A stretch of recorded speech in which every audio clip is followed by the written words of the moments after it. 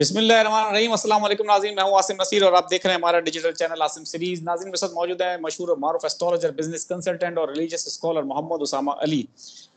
उसामा साहब के साथ वीलॉग शुरू करेंगे, लेकिन उससे पहले आपसे दरखास्त करते हैं जिसने अभी तक हमारे चैनल को सब्सक्राइब नहीं किया तो बराए मेहरबानी से सब्सक्राइब भी कर दें। उसामा साहब का नंबर भी हमारी स्क्रीन पर मौजूद है, अगर आपको रब्ता करना है तो नीचे दिए गए नंबर पर रब्ता कर सकते हैं। अस्सलाम वालेकुम उसामा साहब, क्या हाल है, कैसे हैं आप? जी वालेकुम अस्सलाम, मैं खैरियत से हूँ। आप सुनाएं, क्या हाल है? अल्लाह ताला का बड़ा करम उसामा साहब। अच्छा उसामा साहब, आज थोड़ा-सा हम बात करेंगे आईनी तरमीम के ऊपर भी बात कर लेते हैं और हुकूमत के मुस्तकबिल के ऊपर। आपको तो कोई उम्मीद नहीं है हुकूमत के मुस्तकबिल से, लेकिन एक खबर है और एक कुछ फैक्ट्स हैं, उनको शेयर करना चाहते हैं हम आपके साथ। 25 तारीख से पहले-पहले, 25 अक्टूबर से पहले-पहले आईनी तरमीम लाने की कोशिश की जा रही है। आप जानते हैं कि काज़ी फ़ायज़ ईसा का जो शाइया है वो डिसाइड हो चुका है, लेकिन नए चीफ जस्टिस का नोटिफिकेशन अभी तक नहीं आया। कहा ही जा रहा है कि शायद एक दिन पहले आएगा। इतने आखिर तक नोटिफिकेशन को लेके जाने का मकसद जो है हुकूमत की बदनीयती ज़ाहिर होती है। अब सुना ये भी है, आप जानते हैं खान साहब कह चुके हैं कि अगर मंसूर अली शाह साहब आ गए तो इलेक्शन का मामला खुल जाएगा और उनकी हुकूमत गिर जाएगी। हुकूमत की पूरी कोशिश है नंबर्स गेम पूरे करने की, पीटीआई के अरकान को उठाया जा रहा है, अगवा भी किया जा रहा है, 50-50 करोड़ तक की ऑफरें दी जा रही हैं, ऐसा मानना है। और ये क्लेम कर रहे हैं पीटीआई के रहनुमा जो है असद कैसर साहब ने भी कहा है और बहुत सारे उनके दीगर रहनुमा है, कह रहे हैं कि हमारे अरकान को तंग किया जा रहा है और बड़ी डिफरेंट ऑफर्स यानी कि मिनिस्ट्री ऑफर की जा रही हैं। आप समझते हैं कि हुकूमत 25 से पहले कोई तरमीम लेकर आ सकती है और मंसूर अली शाह साहब का रास्ता रोका जा सकता है? और अगर नहीं आई और नहीं कामयाब हो सकी हुकूमत, तो आपको लगता है कि हुकूमत गिर जाएगी नवंबर दिसंबर में? जी बहुत शुक्रिया। बिस्मिल्लाहिर्रहमानिर्रहीम, अल्हम्दुलिल्लाहि रब्बिल आलमीन, अल्लाहुम्मा सल्लि अला मुहम्मद व आले मुहम्मद। देखिए, आईनी तरमीम का कोई चक्कर नहीं है। ये हुकूमत अपने ही स्ट्रेंथ चेक करना चाहती है बस, और इसलिए ये सारी एक्सरसाइज हो रही है। वरना ड्राफ्ट को क्या मसला था आसिम साहब? ड्राफ्ट को क्या प्रॉब्लम थी? पहले शो ही नहीं किया गया, पहले नजर ही नहीं आया, फिर अब आया। अब वो फजल रहमान साहब बना रहे हैं, कभी बिलावल साहब बना रहे हैं। पहले ये हुकूमत का कोई पार्ट ही नहीं थे बिलावल साहब, अचानक ये हुकूमती वो बन गए, मॉनिटर नजर आए, लीडिंग फ्रंट पे आ गए हैं। पहले इनके फरिश्तों को भी नहीं पता था ड्राफ्ट का, फिर बिलावल साहब ने ही नहीं देखा था ड्राफ्ट, फिर वो ड्राफ्ट बिलावल साहब को भी नहीं श्योर था कि वो इधर मैंने असली देखा है कि नकली प्रोग्राम्स में बता रहे थे। फजल रहमान साहब की भी यही बातें थी। तो चक्कर ये नहीं है, चक्कर कोई और है। आईनी तरमीम सिर्फ एक टेस्टर है अपनी स्ट्रेंथ गेज करने का, चेक करने का कि सस्टेन कर सकते हैं कि नहीं, और कितनी सीटें हल्के, मिसाल के तौर पे मंसूर साहब आ जाते हैं और हल्के खुलते हैं तो वो गिनतियां गिन रहे हैं कि किस किस तरीके से कौन कौन सी सीट चली जाए, तो फिर क्या किया जाए। मतलब अगर ये सीटें गिर जाती हैं और फैसले उनके हल्के खुल जाते हैं या चीज़ें वो होती हैं, तो फिर कहानी किधर जाएगी। ये उसके लिए ये सब हो रहा है। और ये सारी की सारी कहानियां सिर्फ अगली हुकूमत फॉर्म करने की बात है। ये अगली हुकूमत फॉर्म करने के लिए ये सारी टेस्टिंग हो रही है, ये वर्किंग वो हो रही है बेसिकली। कोई यानी इनको क्या लेना देना आइन, इनको जब ज़रूरत पड़ती है कानून में वो जी हॉर्स ट्रेडिंग को बंद कर देते हैं और जब ज़रूरत होती है खोल देते हैं। मजाक तो बनाया हुआ है।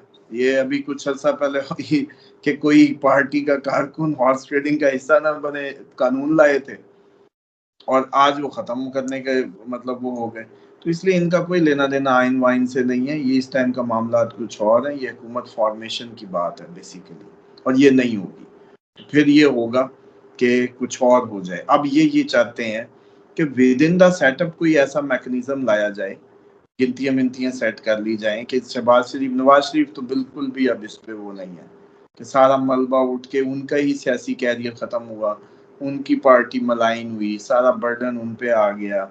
और जरदारी साहब आईनी ओहदे भी ले लिए, सुबह भी अपना यस मज़े में चल रहा है, तो उनके हाथ क्या आया? वो फिर लंदन की टिकट वापसी की टिकट। तो मसला ये है कि अब इसलिए बिलावल एक्टिवेट है कि हम किसी तरीके बना बनू लेंगे। और पीटीआई जो पहले नहीं बैठ रही थी, सख्तियां भी इसलिए थोड़ी सी ज्यादा की जा रही हैं कि पीटीआई किसी, और देखा आपने वो कमेटी में पहली दफा बैठे भी नजर आए। हालांकि इमरान खान तो कहते थे कि ये जब है ही जैली हुकूमत तो इसके साथ इस मामले में तो बैठना ही नहीं, इनको मानो ही ना। तो वो किसकी इंस्ट्रक्शन के तहत फिर उस कमेटी में बैठे?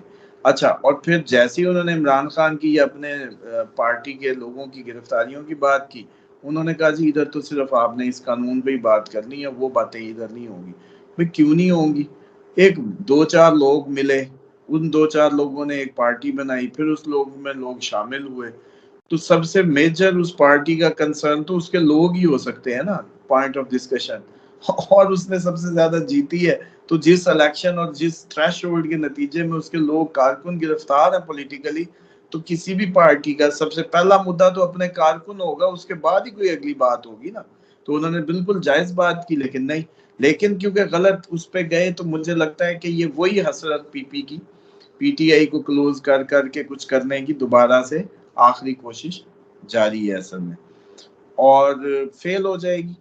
25 को ही किस्मत पूरी खुलेगी, गिरना है तो गिर जाएगी, उठना है तो उठ जाएगी, इस टाइप का कुछ भी हो जाएगा। 25 तारीख अहम होगी हुकूमत के गिरने, बनने, संवरने के हिसाब से। तो इसलिए मैं समझता हूँ कि ये आईनी तरमीम और इन चीज़ों पे अपने दिमागों पे ज़्यादा जोर ना डालें। जो अनरेस्ट है, शंघाई ताउन का जो ये सारा इजलास या जो कॉन्फ्रेंस है, इवन ये भी शंघाई किधर का कैपिटल, शंघाई कैपिटल है या वो है? चीन, चीन का शहर है। तो हमला किस पे हो रहा है? हमला कहाँ पर? कराची में जो हुआ था। वो चाइनीज पे हुआ है। तो फिर आपको ये कॉन्फ्रेंस पे क्यों नहीं समझ आ रही कि 15 को कॉन्फ्रेंस पे क्यों इमरान खान की मुलाकातें इतनी, कोई पहले तो इतनी कोई खुफिया तो थी नहीं, तो क्यों इमरान खान की मुलाकात पे पाबंदी है भाई इसी टाइम पे, जब आप चाहते हैं कि कोई अनरेस्ट ना हो, जब आप बड़ा सिक्योर इसको बनाना चाहते हैं, जब आपने कंटेनर भी हटा दिए हैं।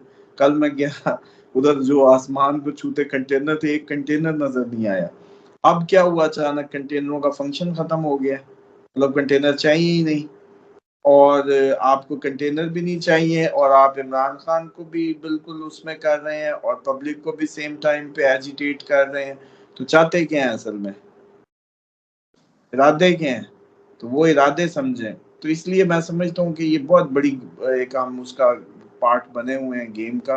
बस अल्लाह ताला पाकिस्तानी हर शहरी को, जो किसी महकमे, किसी मौके, किसी शोबे, किसी पार्टी में है, हमें तो सबके लिए इक्वली ख्याल है कि अल्लाह ताला हिफाजत फरमाए माओं की गोदें उजड़ने से, और पाकिस्तान को इस सारे अजीब व गरीब टर्मोइल से निकाले, जो कि इतनी जल्दी निकलता लग नहीं रहा।